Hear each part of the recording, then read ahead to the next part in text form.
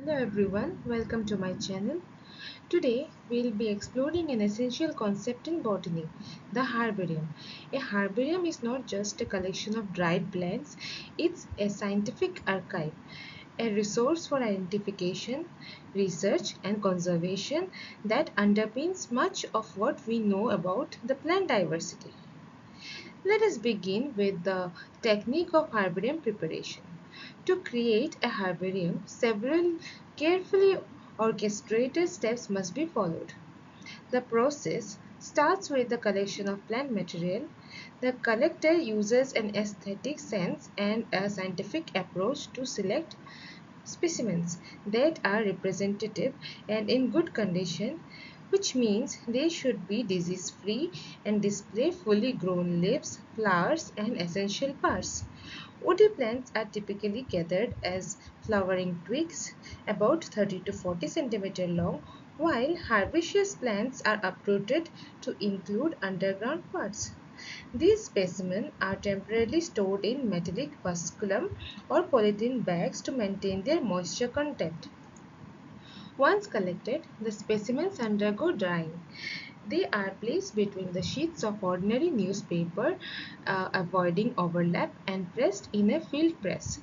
Changing the folders frequently and ensuring they are slightly moistened help prevent blackening or decay, preserving the quality necessary for research. Following drying, we move to poisoning. To prevent microbial growth, especially in partially dehydrated specimens, chemicals such as mercury chloride are applied. This extra step safeguards against decay and extends the life of the samples, after which further drying is carried out. Next, we have mounting, stitching and labeling, which is the heart of the herbarium technique.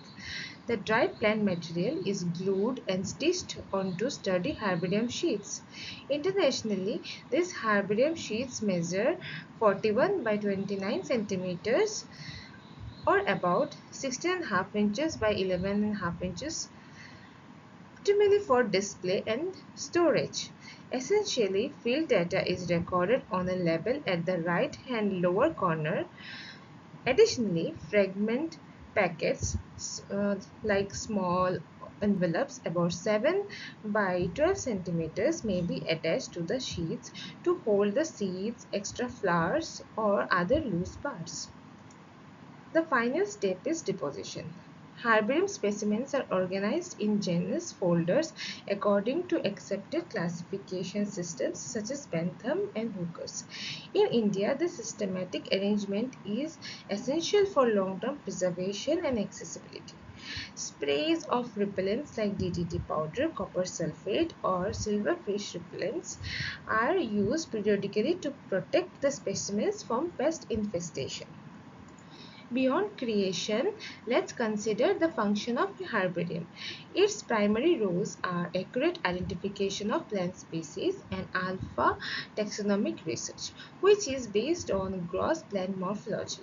The herbarium facilitates closer interaction for students and researchers, integrating uh, detailed study into systematic botany. Other important functions include preserving a wealth of plant material, especially type and fossil specimens, ensuring that biodiversity records are safeguarded for future generations.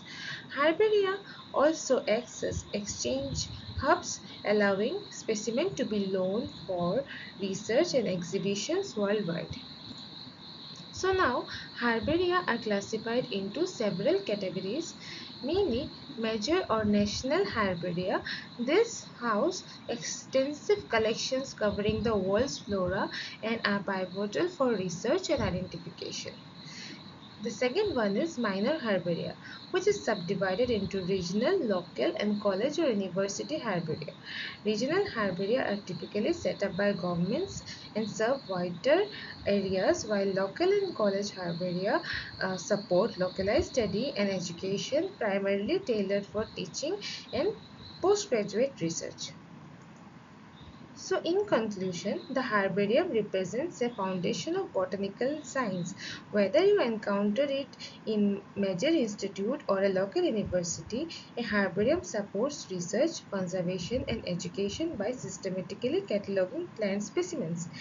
It empowers scientists and students alike to unlock the mysteries of plant life and maintain a record for future inquiry and inspiration. Thank you for your attention.